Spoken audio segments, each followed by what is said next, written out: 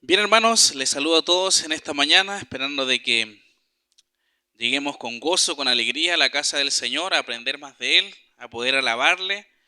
Es lo que hacemos todos los domingos, lo que debiésemos anhelar hacer durante la semana también, de vernos juntos el día domingo. Mis hermanos, como ya saben, estamos en el estudio de lo que es la segunda carta a los tesalonicenses. Y vemos acá, hermanos, ya vamos a finalizar ahora el capítulo 1. Ya hemos visto ya lo que es la primera carta, ahora estamos viendo la segunda carta. Y por lo tanto también hay muchas cosas interesantes en esta segunda carta. Pablo ha enviado esta segunda carta a los tesalonicenses con el objetivo de poder corregir las falsas enseñanzas respecto al periodo de la segunda venida, ¿ya? Los creyentes estaban siendo atribulados, por tanto algunos llegaron a pensar que ya estaban en aquel periodo, ¿ya?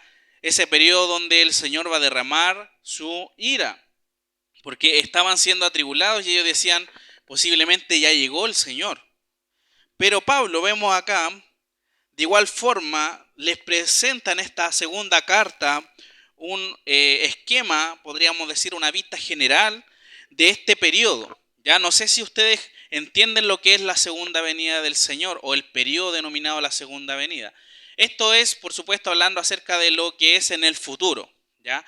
Cuando el Señor venga van a pasar muchas cosas. ¿Ya? Primeramente denominado un título segunda venida, donde hemos visto en la primera carta a los tesalonicenses el arrebatamiento de la iglesia. Vemos que el Señor viene a las nubes y vamos nosotros hacia arriba juntamente con Él en el aire, nos reunimos y por lo tanto ahí comienza este periodo.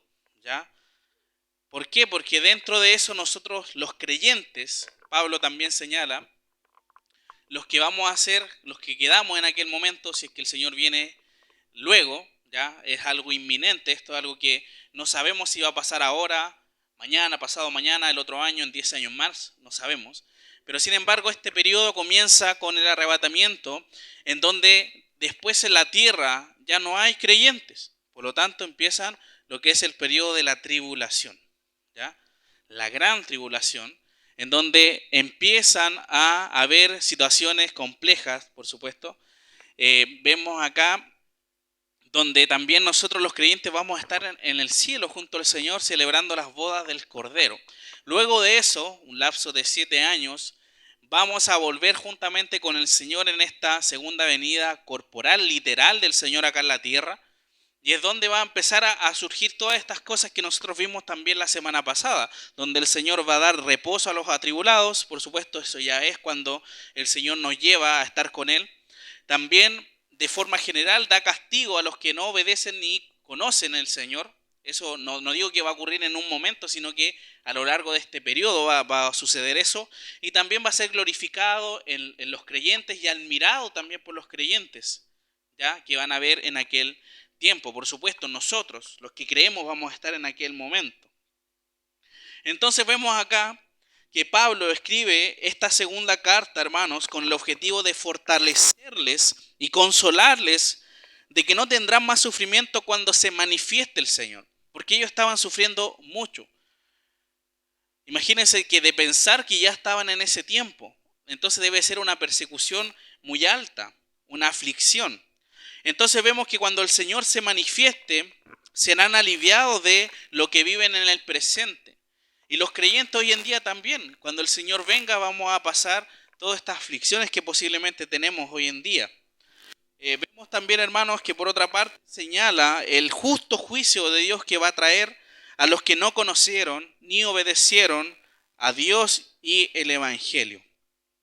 Nosotros vamos a ver, mis hermanos, dos versículos, los últimos dos versículos de este capítulo 1, que dice ahí en el verso 11 y 12 lo siguiente: por lo cual, asimismo, oramos siempre por vosotros, para que nuestro Dios os tenga por digno de su llamamiento y cumpla todo propósito de bondad y toda obra de fe con su poder, para que el nombre de nuestro Señor Jesucristo sea glorificado en vosotros y vosotros en Él, por la gracia de nuestro Dios y del Señor Jesucristo.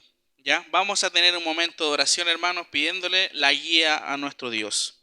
Te damos gracias, Padre, en esta mañana porque un grupo de tus hijos se ha reunido para venir a alabarte, a aprender más de ti.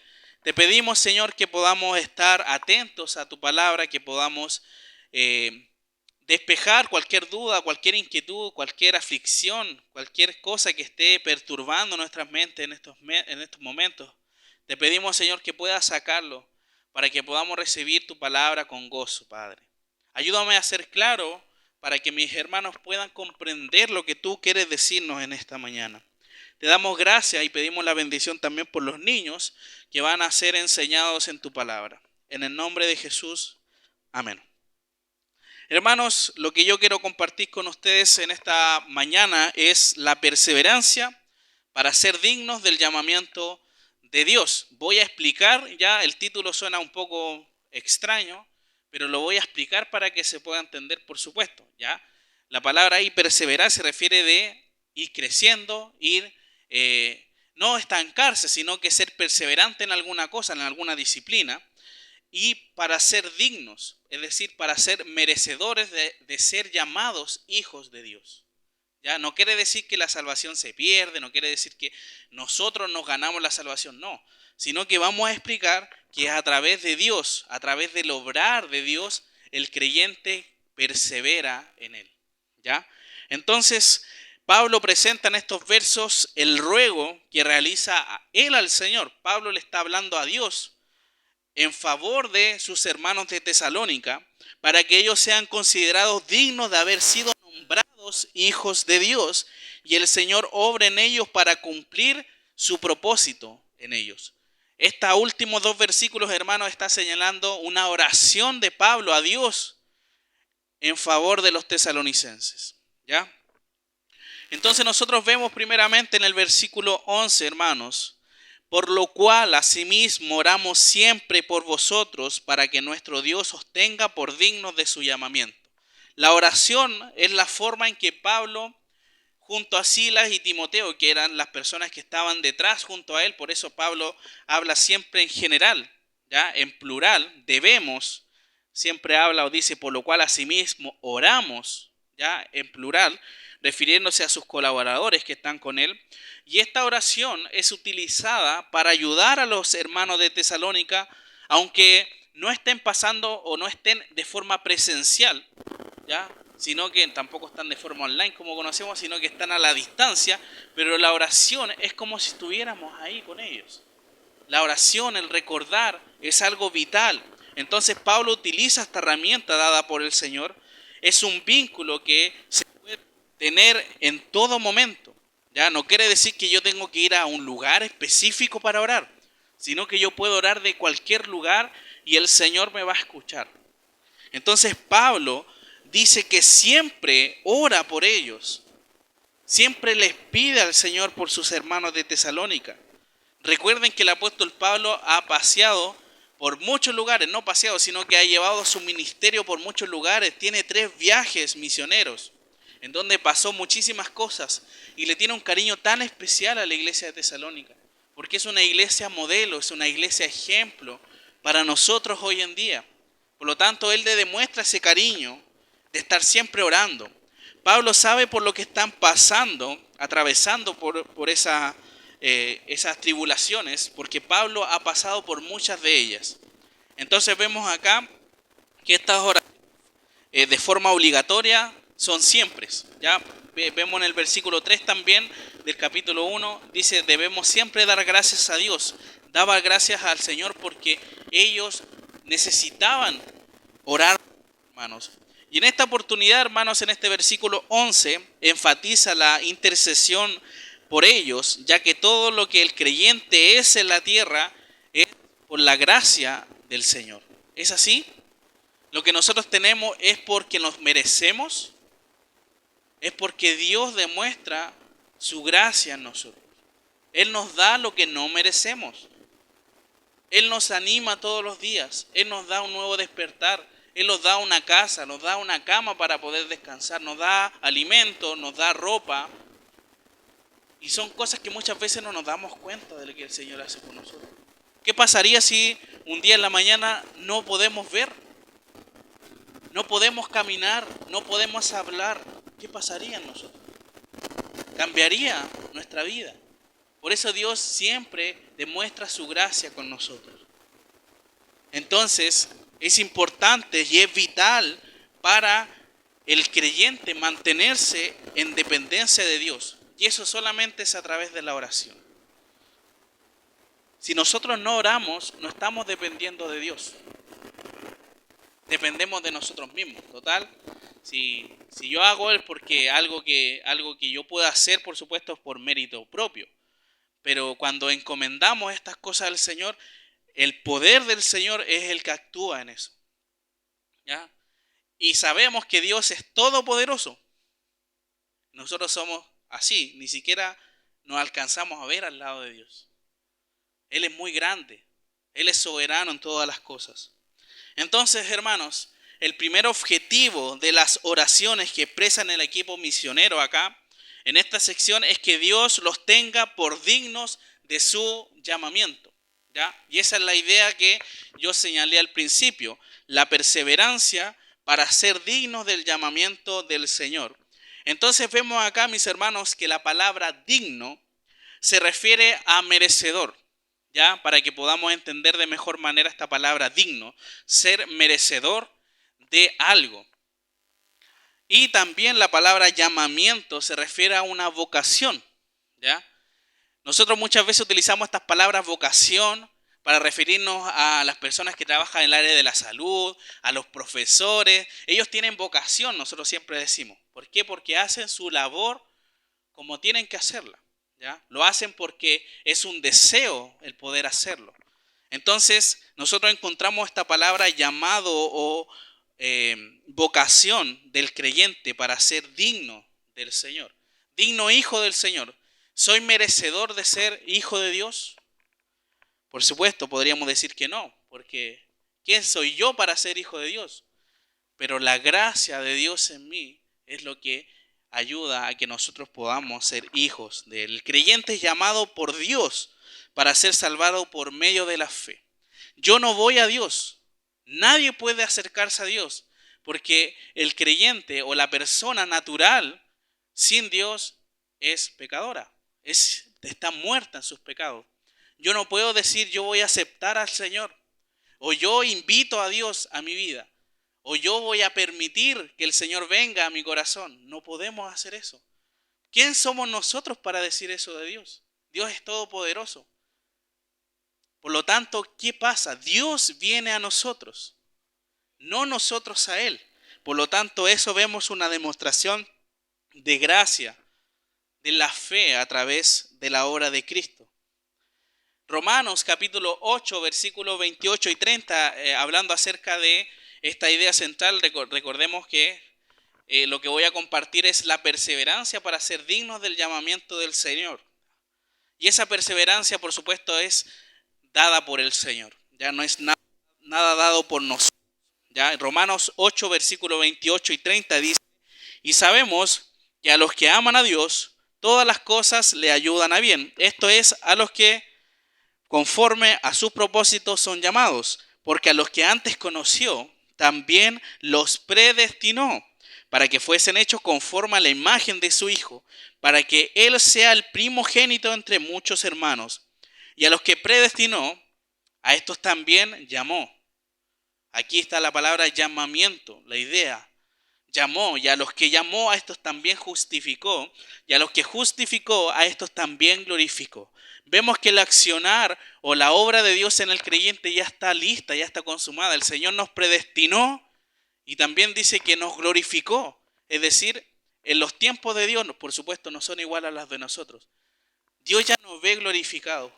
Por eso dice que a los que llama ya están glorificados delante de Él. No se trata, hermanos, que ser dignos del llamado del Señor por condición o por un esfuerzo personal. Porque sabemos que la salvación no es por las obras, no es porque soy bueno. Hay mucha gente que es buena, pero si no conoce a Cristo, no va a ser salvo. Por lo tanto, el ser digno de algo, yo quiero ser digno de ser llamado hijo de Dios, voy a esforzarme y voy a ser la mejor persona, etcétera, etcétera. No quiere decir que eso sea correcto, pero el mérito no es de nosotros, es del Señor. Son dignos porque habiendo recibido el mensaje del Evangelio que proclama la justificación, es decir, yo soy justo delante de Dios, gracias a lo que Cristo hizo en mí. Yo soy pecador delante de Dios, pero ven a Cristo, porque Cristo ya nos justificó, ¿ya? Ahora se aplica la justicia de Cristo a nosotros. Y además de eso, somos adoptados como hijos de Dios. Y hace poco también leí algo respecto que en las familias romanas, cuando las personas no podían tener hijos, esas personas adoptaban hijos. Y esos hijos adoptivos tenían los mismos privilegios que un hijo sanguíneo, podríamos decir. Entonces vemos que Dios nos ha adoptado como sus hijos. Es decir, somos merecedores de lo que el Señor, por supuesto, le ha prometido al Señor Jesucristo. Somos hermanos de Jesús, eso es lo que también dice su palabra. Por lo tanto, somos parte de la familia de Dios. Y si leemos también ahí en Pedro, cómo en nuestra vida, nuestro real sacerdocio, una nación santa, un pueblo adquirido por Dios, eso es lo que es el creyente en Cristo. Pero no es porque yo lo haya buscado, sino porque el Señor ha hecho eso en mí. La oración de Pablo, mis hermanos, en vista al tema de la venida del Señor, porque eso es lo que relata esta segunda carta a Tesalonicenses, ya la venida del Señor, de la justicia que va a venir a impartir. Recordemos que vimos el domingo anterior que Él va a venir a dar reposo a los atribulados, va a venir a dar castigo a los que no conocen y obedecen al Señor, y también, por supuesto, va a venir para ser admirado, glorificado en los creyentes.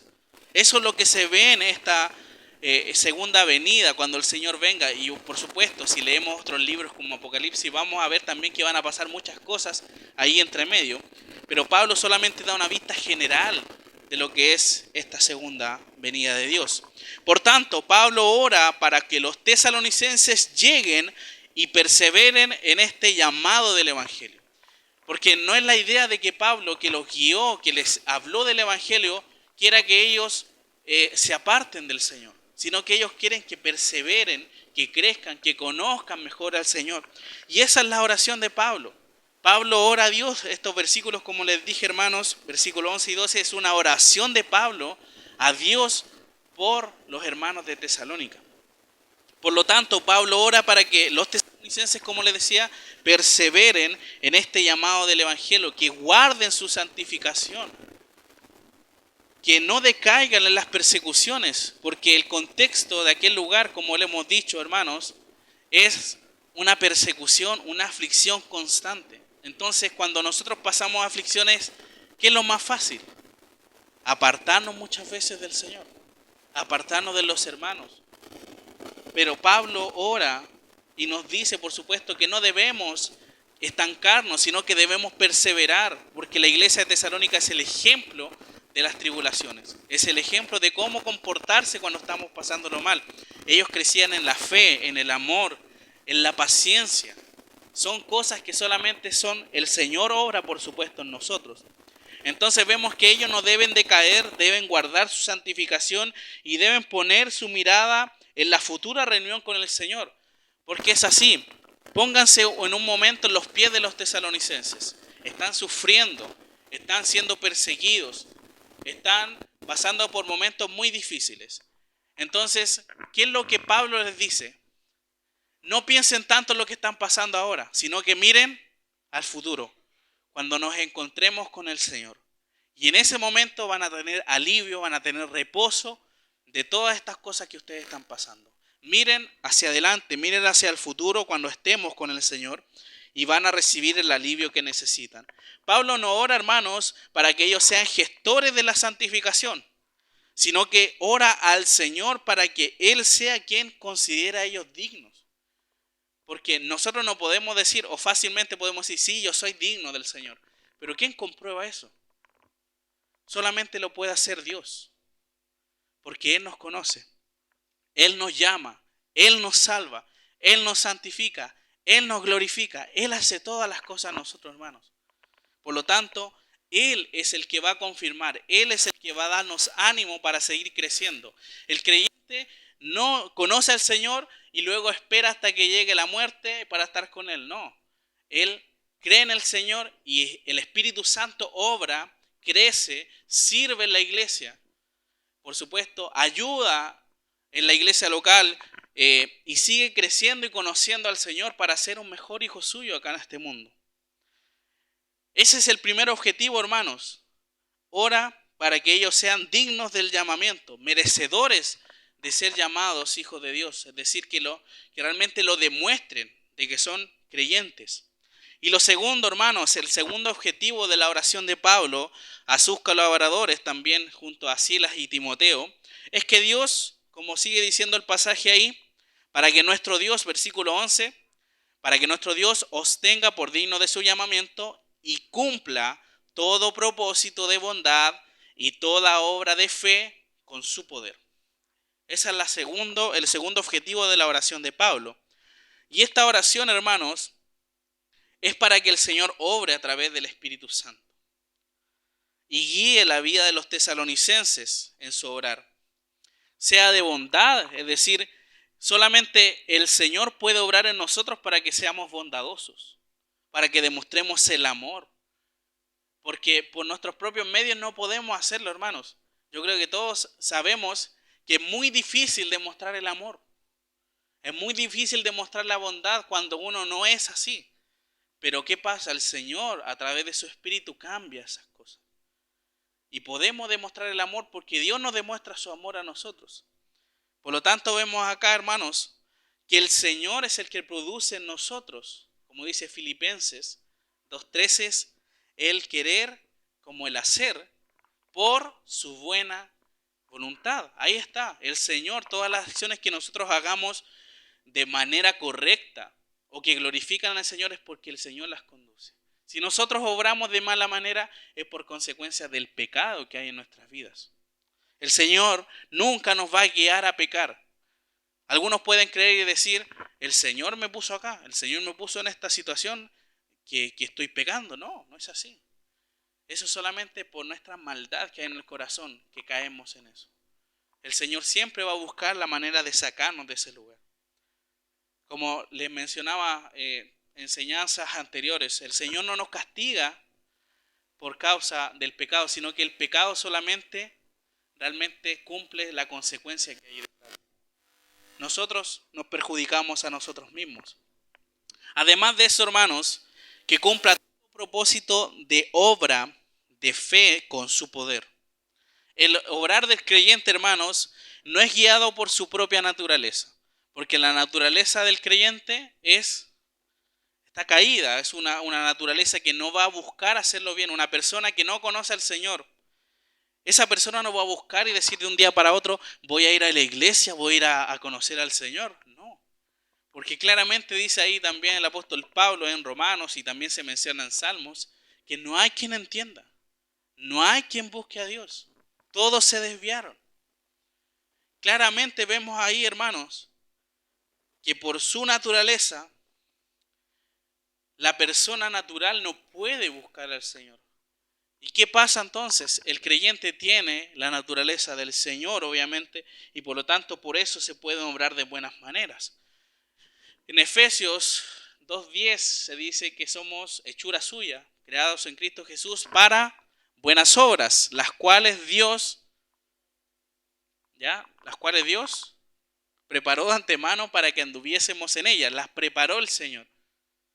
¿Por qué? Por su buena voluntad. Él nos guía, el obrar del creyente es guiado por Dios.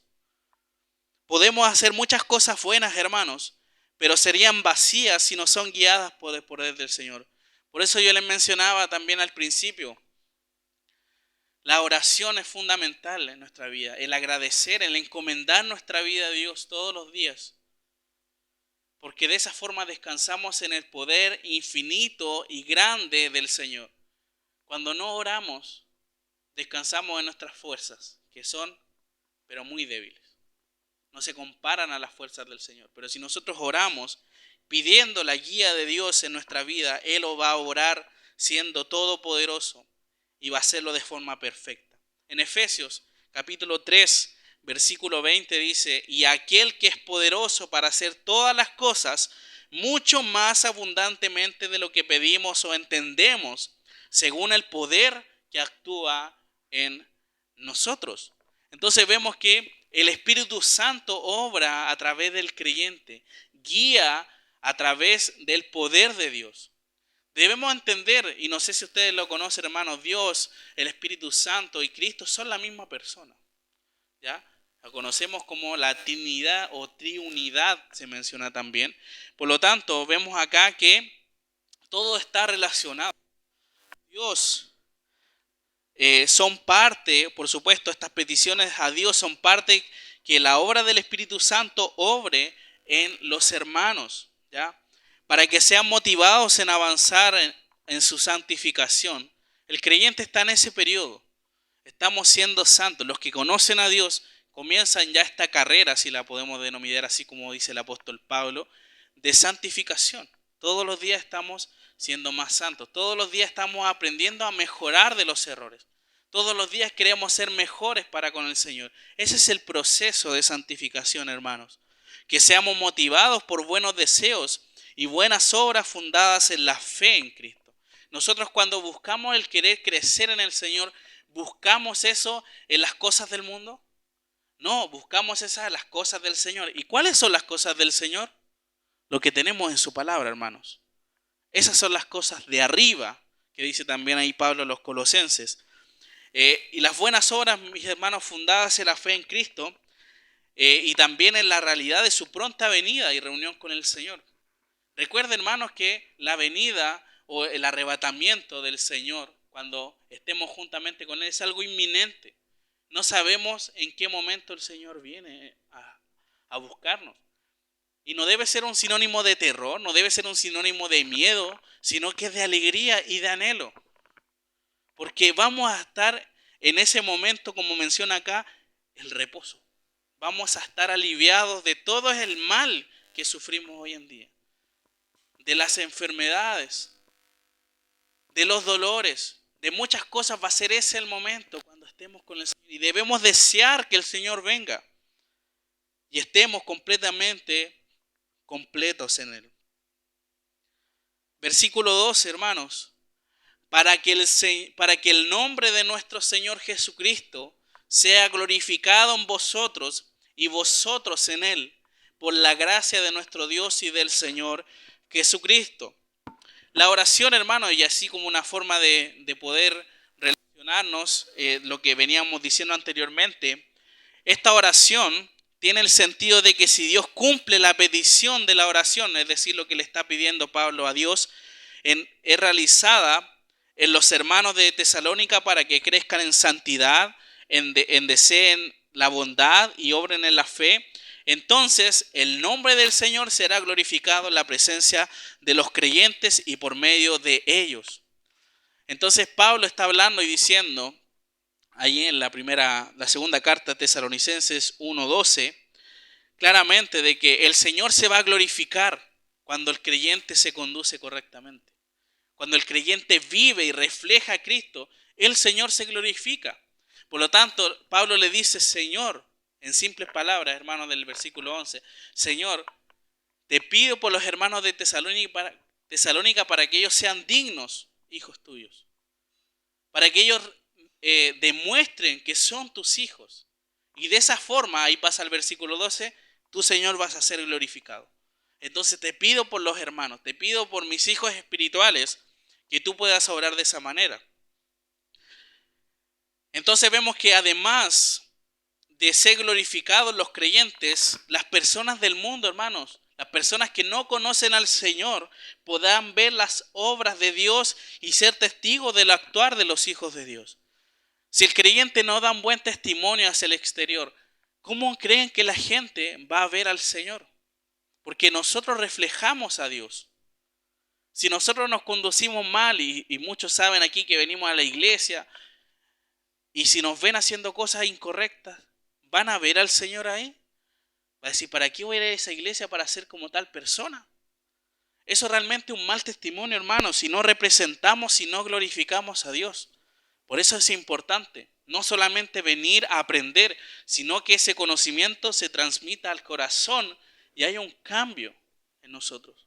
Eso es lo que necesitamos. Esta forma de vida, hermano, no busca que el creyente sea alabado por quienes observan su vida. No quiere decir, oh, realmente este hombre es perfecto, este hombre es magnífico, etcétera. No, no ese es el objetivo. Sino que ellos, las personas del mundo, puedan ver a Cristo en esas personas. ¿Usted pudiera responderme en estos momentos si Cristo se refleja en su vida? ¿Podríamos decirlo? Amén. ¿Se refleja en mi vida? Tiene que ser de esa forma.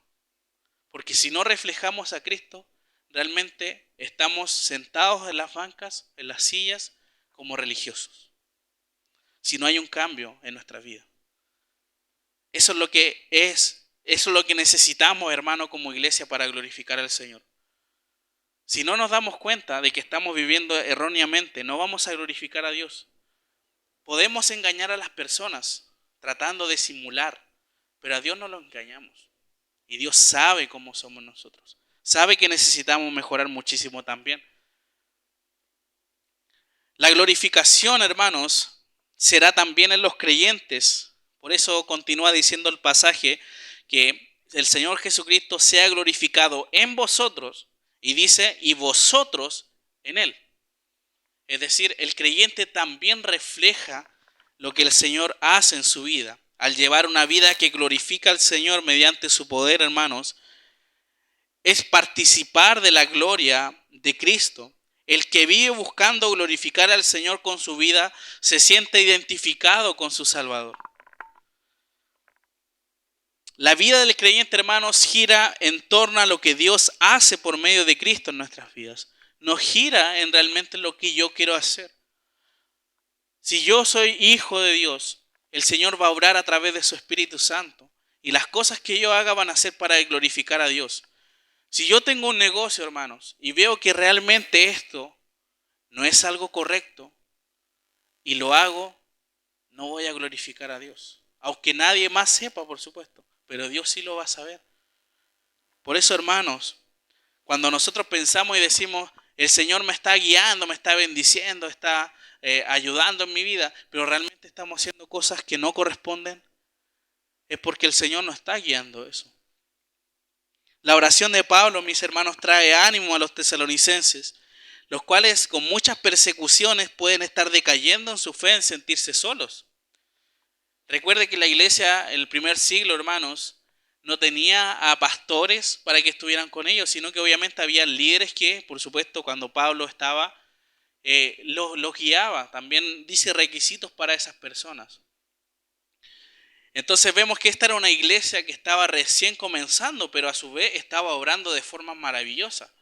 Era una iglesia que tenía poco tiempo, pero una maduración muy grande, porque daban testimonio visible de su fe, del amor que tenía. Eso solamente lo vemos en la primera carta que Pablo escribe. Recuerde que la diferencia de esta primera y segunda carta son solamente algunos meses.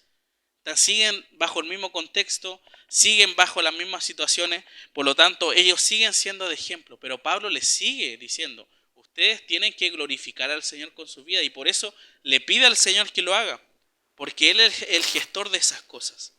Cuando nosotros, hermanos, pedimos al Señor que nos guíe, que nos ayude a vencer las dificultades que estamos pasando, los pecados que estamos cometiendo, es por supuesto lo correcto, lo que debemos hacer. Pero si decimos, no, yo voy a superar solo esto, total, no saco nada con orar a Dios y yo tengo que solucionar el problema. No. Cuando estamos en dependencia de Dios, hermanos, el Señor obra con su poder. Entonces vemos también que acá Pablo, como les decía, trae ánimo a los tesalonicenses. Estas palabras son de mucho ánimo, las cuales señalaban que si glorifican a Dios con su vida, al mismo tiempo se glorificarán ellos. Esto es algo complementario, hermanos. Si nosotros guiamos, instruimos nuestra vida al Señor, obviamente vamos a recibir de eso también. Vamos a ser premiados de parte del Señor de poder adquirir el conocimiento de conocerle más. que podamos demostrar en nuestra vida la gracia de Dios y ser guiados por su poder. Eso es lo que señala esta última parte. La gracia, que es muy grande, como hemos cantado también en la alabanza, que hemos aprendido. La gracia de Dios es tremenda. Por lo tanto, solamente por eso, por medio de eso, nosotros podemos conocer a Dios. Porque nosotros no merecemos conocer a Dios. Nosotros no merecemos ser salvos por Dios. Nosotros no merecíamos nada, merecíamos solamente la muerte eterna. Pero Dios, como lo demuestra a través de ese sacrificio de Cristo, envió a su Hijo para que algo que no merecíamos fuera dado a nosotros. Eso es gracia. Algo que no merecemos, pero que se nos da. Y eso es lo que Dios hizo en nosotros. Envió a su Hijo para que la humanidad tenga una esperanza de no una muerte eterna, sino que una vida eterna. Eso es lo que nosotros vemos en la Escritura. Y nuestra vida debe girar en torno a glorificar a Dios. Porque Dios ha hecho algo muy grande por nosotros.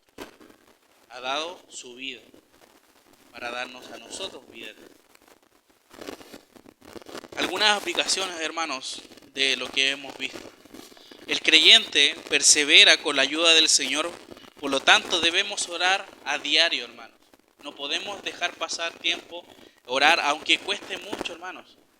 Sinceramente cuesta mucho orar o establecer un periodo de oración, es decir, voy a orar en la mañana, voy a orar más tarde, pero tiene que haber una oración en nuestra vida, hermanos.